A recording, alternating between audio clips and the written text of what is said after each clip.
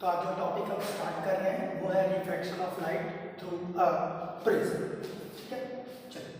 तो सबसे पहले इसको जानने से पहले हम बात करते हैं प्रिज्म के बारे में। प्रिज्म है क्या? तो prism is a piece of glasses which is bounded by three rectangular surface and two triangular surface। ठीक है, तो prism which is bounded by a piece of glasses which is bounded by three rectangular surface or two rectangular surface। Okay, जैसे मान लीजिए यहाँ पे क्या किया, दो रेक्टेंगुलर सरफेस ले लिया।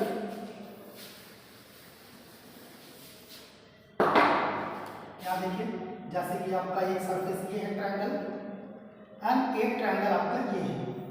ठीक है, हमने क्या किया, इसको इससे मिला दिया यहाँ पे यहाँ पे। ओके, तो इसको इमेजिन करिए, क्योंकि ये 3D फिगर है, इसका एग्जैक्टली कोई फिगर बन नहीं सकता, तो जिसकी वजह से हमें सिर्फ इमेजिन करना पड़ेगा कि ये हमारा क्या है, प्रिज्म है। तो प्रिज्म का दो सरफेस देखिए, ये सरफेस और ये सरफेस रेक्टेंगल है, बाकी तीन सरफेस आपके क्या है, रेक्टेंगल, सॉरी दो आपके ट्रायंगल हैं एंड थ्री रेक्टेंगल। ठीक है, तो बात करते हैं हम लोग प्रिज्म के, क्योंकि प्रिज्म से जब कोई भी लाइट पास करती है तो उसका क्या फिगर होता है, कैसे होता है, वो सारी चीजें हम डिस्कस करेंगे।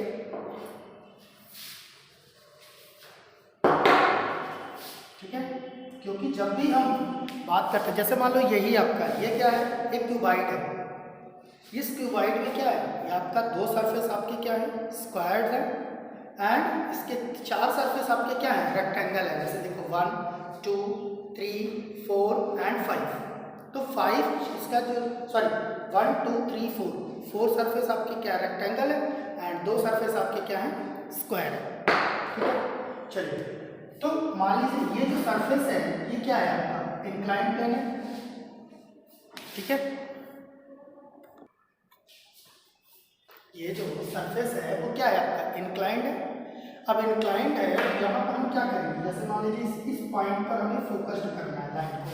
तो इस पॉइंट पर अगर फोकस्ड करना है, ये पॉइंट क्या होगा हमारा ये पॉइंट होगा क्या, हमारा इस पॉइंट को हम बोलेंगे पॉइंट ऑफ इंसिडेंस।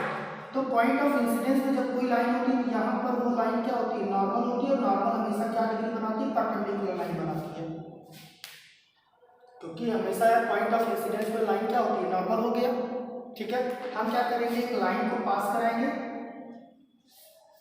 अब इस लाइन को हमने यहाँ से पास, इसको फोकस्ड कराया। जब फोकस्ड कराएंगे तो ये जो एंगल बनेगा इसे बोलेंगे एंगल ऑफ इंसिडेंस। ठीक है, अभी बताइए ये क्या है आपका एयर, ये आपका ग्लास और ये फिर आपका एयर। मीन्स व्हेन ये लाइट पास कहाँ से करेगी, एयर टू ग्लास में पास करेगी।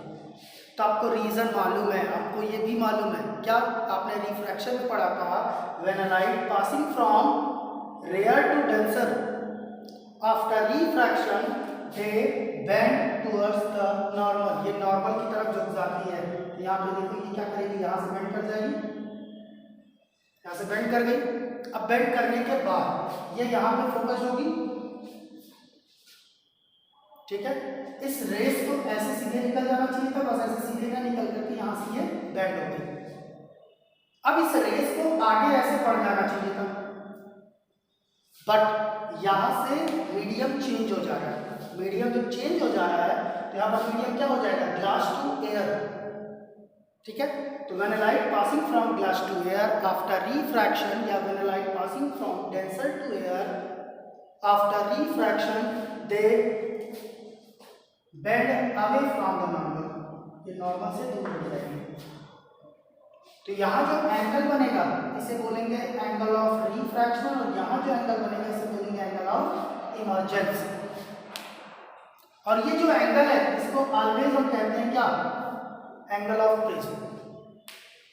तो ये सारे आपके टॉपिक्स हो गए। Means when light passing from prism after refraction, angle of incidence is equal to angle of emergence.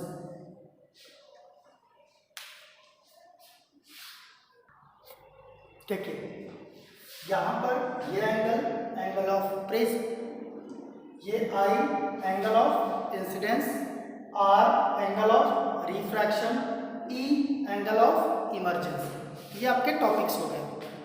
Means यहाँ पे जो पॉइंट्स आपके हैं वो सारे पॉइंट्स हमने आपको बता दिया कि कौन कौन से आपके पॉइंट्स हैं।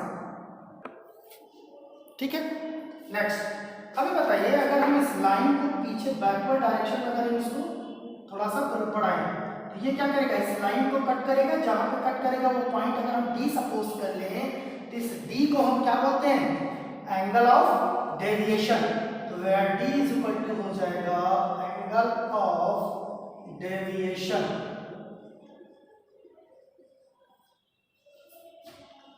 ठीक है, तो ये जो टॉपिक्स हो गए, ये आपका पहला टॉपिक था refraction of light through a glass prism. इसका ये फिगर बनेगा और इसके सारे पॉइंट्स हमने यहाँ पर डिस्कस कर दिए। अब हम नेक्स्ट टॉपिक पे डिस्कस करते हैं। तो अगला जो टॉपिक है आपका क्या है, dispersion of white light by a glass prism. हमें ये डिस्कस करना है। ठीक है, तो चलिए डिस्पर्शन ऑफ वाइट लाइट हम लोग डिस्कस कर लेते हैं। पहली बात इसकी क्या हो, डिस्पर्शन क्या है। तो when light passing from a glass prism after refraction they converted into 7 colour, this phenomenon is called dispersion of light. Okay, तो जब कोई लाइट किसी प्रिज्म से पास करेगी after refraction they converted into 7 colour with जो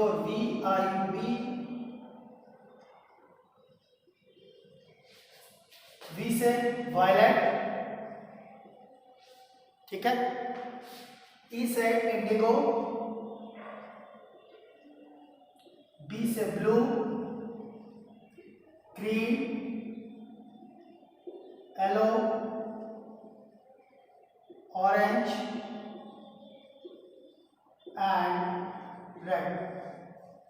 तो ये सारे आपके सारे के सारे पॉइंट्स हैं। Means when light passing from a prism after refraction they converted into 7 color. This phenomenon is called dispersion of light. अब आप कहेंगे सर सबसे पहले आपका यहाँ वायलेट हो गया, तो यहाँ पर जो violet, indigo, blue, green, yellow, orange and red,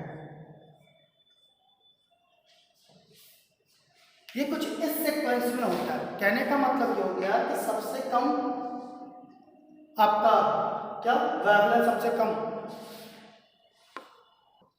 तो इस फिनोमेनन को पाया था उन्होंने आइजैक न्यूटन ने, सर आइजैक न्यूटन ने इसको फाउंड किया था। तो उन्होंने क्या किया था, एक प्रिज्म से एक लाइट को पास कराया और वो लाइट 7 कलर में कन्वर्ट हो गई, जो कि विबग्योर के नाम से जाना गया, red, orange, yellow, green, blue and indigo and violet. तो वायलेट जो होगा सबसे आपकी इसकी वेवलेंथ सबसे कम, इंडिगो की उससे ज़्यादा, ब्लू की उससे ज़्यादा, ग्रीन की उससे ज़्यादा, येलो की उससे ज़्यादा, ऑरेंज की उससे भी ज़्यादा, सबसे ज़्यादा रेड की। तो मीन सबसे मैक्सिमम रेड की, फिर उससे कम ऑरेंज, उससे कम येलो, उससे कम ग्रीन, उससे कम ब्लू, उसके बाद इंडिगो एंड वायलेट। तो ये सीक्वेंस है आपके, और ये जब ही ये 7 कलर में कन्वर्टेड होंगे तो यही जो फिनोमेनन होगी इसी को हम बोलेंगे क्या, डिस्पर्शन ऑफ लाइट। चलिए नेक्स्ट टॉपिक देखते हैं हम लोग। चलिए नेक्स्ट टॉपिक है आपका एटमॉस्फेरिक रिफ्रैक्शन। तो जो हमारा एटमॉस्फेयर है ये डिफरेंट लेयर से मिलकर बना हुआ है। सबसे टॉप पे हॉट एयर, उससे कम हॉट, उससे कम हॉट, उससे कम हॉट। तो आपको मैंने बताया था जब किसी भी एयर को हम हॉट में से उसको हीट करते हैं तो वो हॉट में होता है, उसके मॉलिक्यूल्स डिस्टेंस में से उसके मॉलिक्यूल्स दूर दूर हो जाते हैं। जब उनके मॉलिक्यूल्स दूर दूर हो जाते हैं तो उनका जो होगा उनके बीच का मीन्स उनके बीच की डिस्टेंसेस मैक्सिमम, जब बीच की डिस्टेंसेस मैक्सिमम तो उसके लिए उनको कहा जाता है क्या, कि मीन्स वो रेयर हो गया। ठीक है, मीन्स वो जो आपका सिस्टम बनेगा, मीन्स हॉट एयर के बाद जो वहाँ पर आपका मीडियम फॉर्म्ड होगा वो मीडियम कैसा होगा, रेयर मीडियम होगा।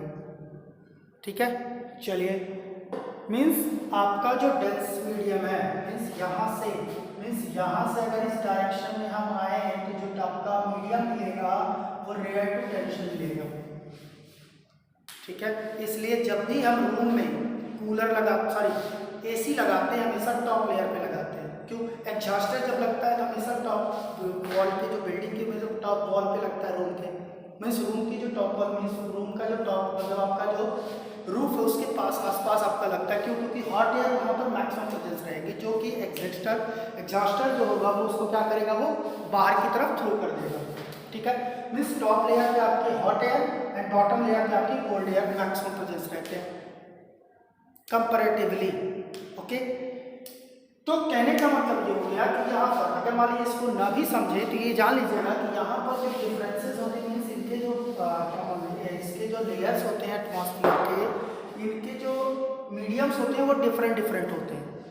तो कहने का मतलब ये होगा जैसे सपोज दैट आप यहाँ खड़े हैं, स्टार यहाँ पे है, क्यों स्टार ट्विंकलिंग करते हैं वो भी रीजन एक साथ बता देते हैं तो आपका एटमॉस्फेरिक रिफ्रैक्शन भी हो जाएगा। सपोज दैट आपका यहाँ पे कोई भी स्टार, इससे सारी चीजें जुड़ी हुई है, इससे आपका होगा ट्विंकलिंग स्टार भी हो जाएगा।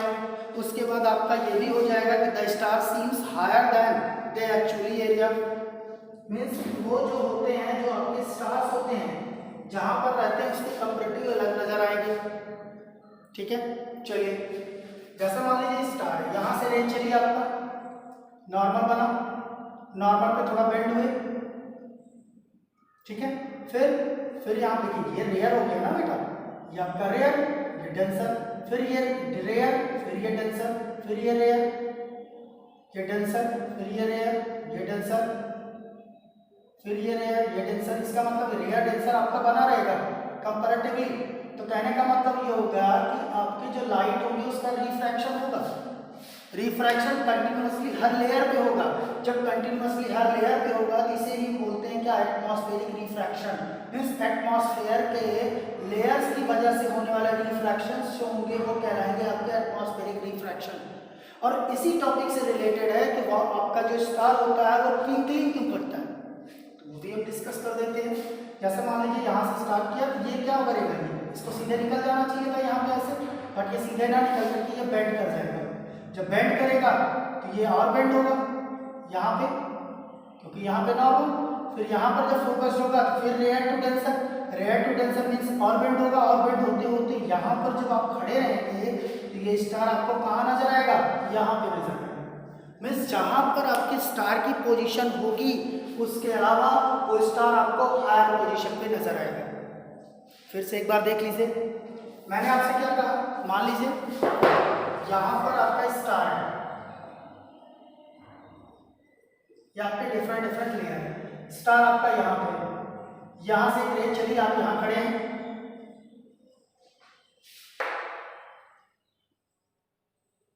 यहाँ पे चलिए आपका, इसको ऐसे निकल जाना चाहिए था, लेकिन ऐसे नहीं निकल करके हल्का सा बेंड हुआ, ये थोड़ा सा ये बेंड हुआ।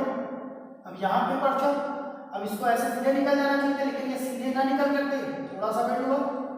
फिर यहाँ देखिए इसको ऐसे सीधे निकल जाना चाहिए था, बट यहाँ पर रेयर टू डेंसर में आ रहा है, डेंसर में आएगा तो नॉर्मल की तरफ बेंड हो जाएगा।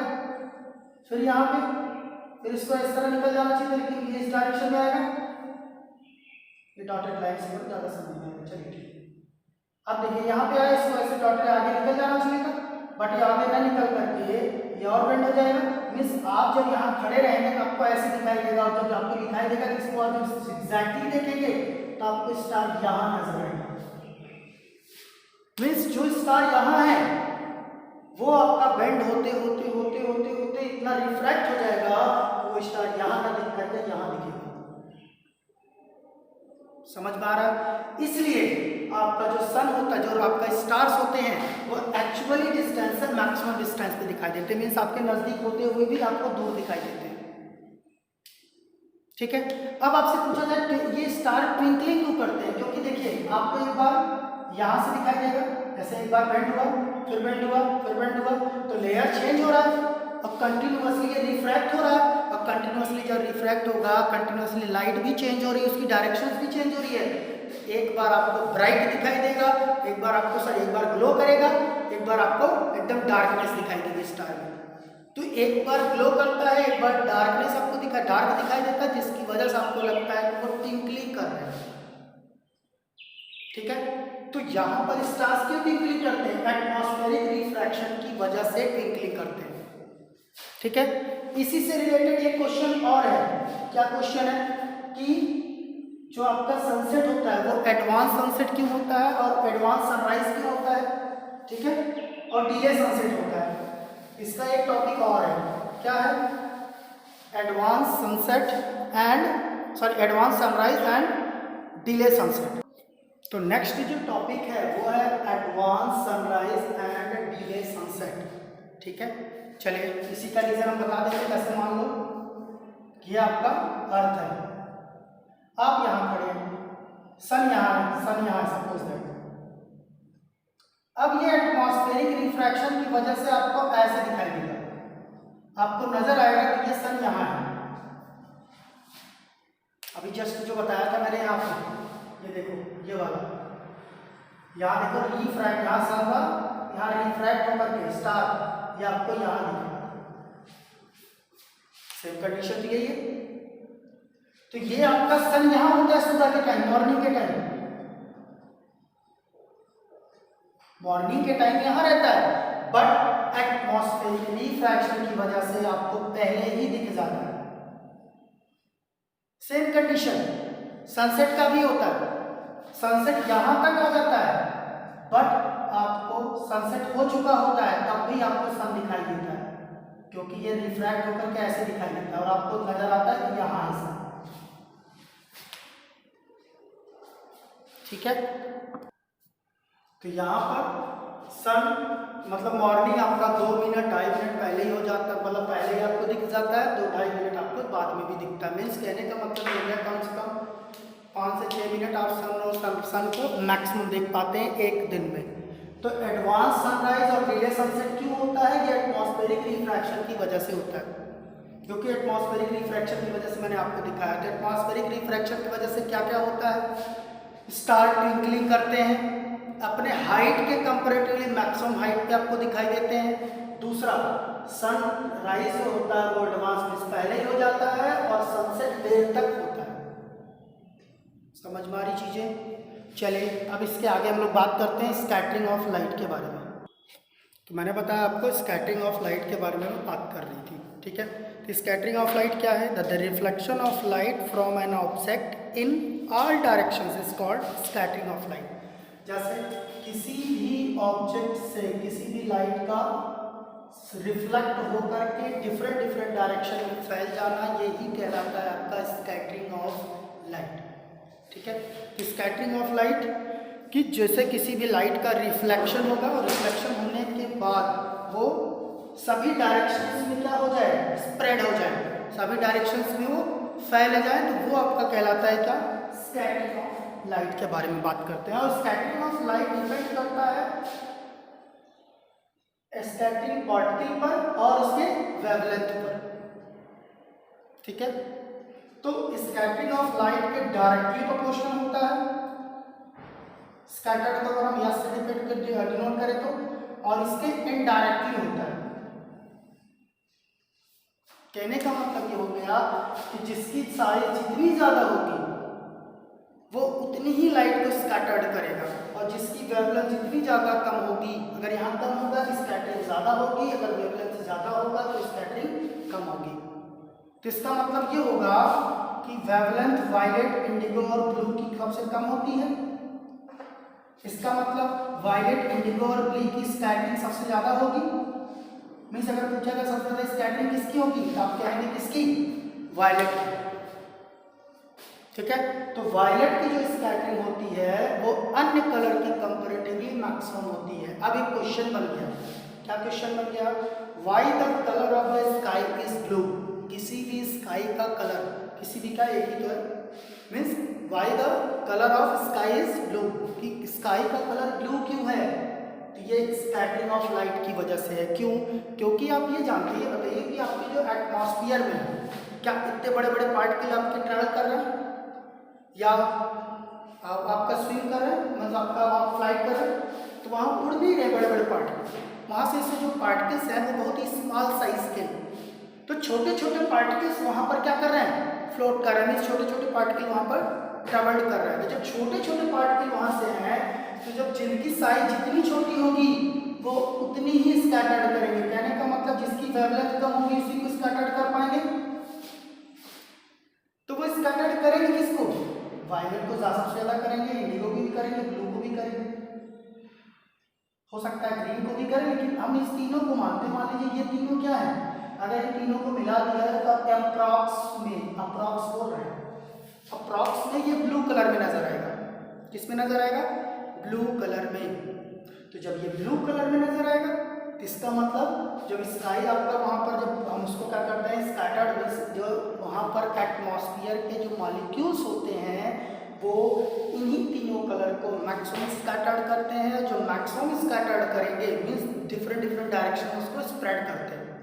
जब डिफरेंट डायरेक्शन स्प्रेड करेंगे तो वो जो आपका जो स्काई होगा इसीलिए आपको ब्लू नजर आता है। क्यों? क्योंकि VIB violet, indigo and blue ये तीनों कलर ही स्प्रेड होते हैं जिसकी वजह से स्काई ब्लू नजर आता है। ठीक है, तो अगर आपसे पूछा जाए क्या why the colour of the sky is blue, तो रीजन क्या होगा? रीजन आपका होगा स्कैटरिंग ऑफ लाइट। और एक रीजन और होगा कि जो molecules in presence in atmosphere is less smaller than other object, other molecules. जो एटमॉस्फेयर मॉलिक्यूल्स प्रेजेंस हैं उनके जो एरियाज या उनके जो रेडियस या उनके डायमीटर की बात करें तो वो अन्य आपके मॉलिक्यूल्स के कंपैरेटिवली छोटे हैं। और जब छोटे हैं तो वो सिर्फ इन तीनों को ही स्कैटर्ड कर पाएंगे। जब इन तीनों को स्कैटर्ड कर पाएंगे तो जिसकी वजह से आपका जो स्काई होगा वो ब्लू नजर आएगा। समझ में आया? स्कैटरिंग ऑफ लाइट का एक रीजन और भी है। क्या रीजन बता रहे हैं?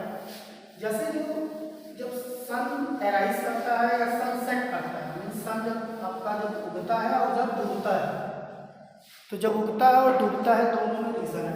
ऐसा देखिए दोनों में डिफरेंट है। यहाँ मान लीजिए आप यहाँ पे सॉरी आप यहाँ पे है, यहाँ पर सनराइज कर रहा है क्योंकि ईस्ट डायरेक्शन एंड वेस्ट। ठीक है, चलिए यहाँ पर सन अराइज किया। अब ये बताइए यहाँ से जो रे चलेगी इसको यहाँ तक पहुंचने में टाइम लगेगा। यहाँ पे रहता है क्योंकि advance sunset and advance delay sunrise है ना, यहाँ पे होगा। अब इसको यहाँ से यहाँ तक आने में क्योंकि मैक्सिमम डिस्टेंस ट्रेवल करना पड़ेगा, तो ये क्या करेगा? कुछ ऐसे आपके जो एरोज होंगे जो जैसे violet, indigo, green, blue green, yellow, orange, red, इसमें से ये जो चारों पांचों हैं ये क्या करते हैं? यहीं से स्कैटर्ड हो जाते हैं चारों तरफ, डिफरेंट डायरेक्शन में अपना क्या हो जाते हैं? फैल जाते हैं।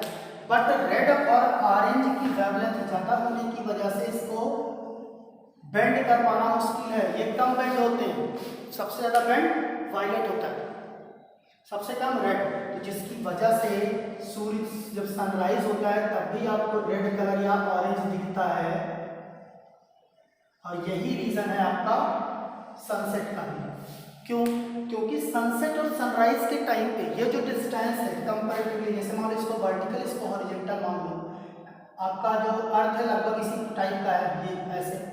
तो ये जो हॉरिजॉन्टल ये डिस्टेंस अगर हॉरिजॉन्टल सपोज करें ये डिस्टेंस इसके कंपैरेटिवली कम है।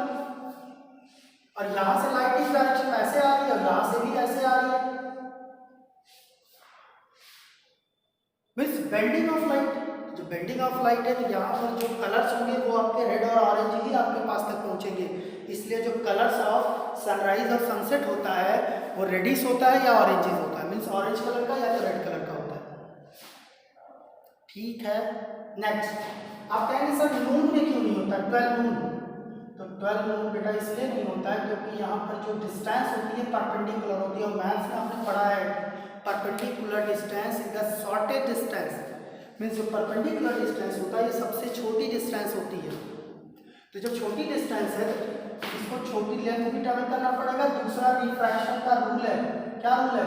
When light passing from normal, क्योंकि नॉर्मल ही हो गया, when light passing from normal after refraction there are no refraction, means यहाँ पर कोई भी रिफ्रैक्शन नहीं होगा, ये एग्जैक्टली निकल जाएगा। जब रिफ्रैक्शन ही नहीं होगा, स्कैटर्ड ही नहीं होगा, समझ में आ रही चीजें, तो यहाँ पर आपको व्हाइट लाइट प्रेजेंस होता है। तो ये तो रीजन होगा किसका, colours of sunrise and sunset का। ठीक है, नेक्स्ट टॉपिक है आपका टिंडल इफेक्ट। ठीक है, वैसे आपके टॉपिक में है नहीं, फिर भी मैं आपको बता दे रहा हूँ। टिंडल इफेक्ट पढ़ने से पहले हम दो चीज़ पढ़ेंगे, true solution and colloidal solution. True solution क्या है, जैसे हम वाटर और शुगर का सोल्यूशन बना दें जिसमें आपका एग्जैक्टली वो मिल जाते हैं, मीन्स आपका वहाँ पर कुछ भी आपको दिखाई नहीं देता है, तो आपका ट्रू सोल्यूशन हो गया। बट वाटर एंड सैंड का हम मिला दें, वो क्या कहलाता है आपका कोलाइडल सोल्यूशन। तो when the light of beam passes from colloidal solution is called Tyndall effect। जब कोई लाइट किसी भी कोलाइडल सोल्यूशन से पास करता है तो वहां पर आपका टिंडल इफेक्ट कहा जाता है। इसका रीजन बताने का क्या है, क्योंकि आपका जो अर्थ का एटमॉस्फेयर है, अर्थ का एटमॉस्फेयर, तो जो अर्थ का एटमॉस्फेयर है, ठीक है, ये डिफरेंट आपके सॉल्यूशंस में डिफरेंट पार्टिकल से मिला हुआ है। मीन्स आपका जो एटमॉस्फेयर हम बोल सकते हैं कि अर्थ का जो एटमॉस्फेयर है वो कोलाइडल सॉल्यूशन है। जैसे मान लो घर के रूम में कहीं से होल हो छोटा सा, वहाँ से जब रेज आती हैं तो आपको दिखता है कि छोटे छोटे डस्ट के पार्टिकल वहाँ पर रोटेट करते रहते हैं उस लाइट के अंदर। तो जब छोटे छोटे पार्टिकल्स वहाँ पर रोटेट करते रहते हैं तो उसी छोटे छोटे पार्टिकल्स जो रोटेट करते हैं मीन्स वहाँ पर आपको विजुअलाइजेशन होता है, क्या जो वहाँ पर जो आपको सॉल्यूशंस वहाँ पर मिले रहते हैं, मीन्स आपके कोलाइडल के सॉल्यूशन मीन्स वहाँ पर पार्टिकल डस्ट छोटे छोटे सारी चीज़ें वो आपको लाइट में दिख जाती हैं। किसकी वजह से दिखती है, ये टिंडल इफेक्ट की वजह से दिखती है।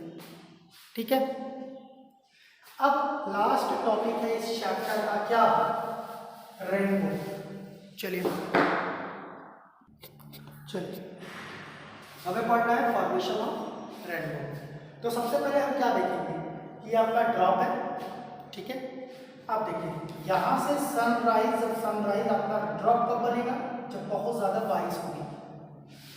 और बारिश जब होती है तो आप वहाँ देखते होंगे कि जब बारिश आपकी वहाँ पर कंटिन्यूसली होती रहती है तो वहाँ पर जो ड्रॉप्स होते हैं एक साथ मिलकर के एक टाइप का उसका प्रिज्म का निर्माण कर देते हैं, मीन्स प्रिज्म फॉर्म करते हैं।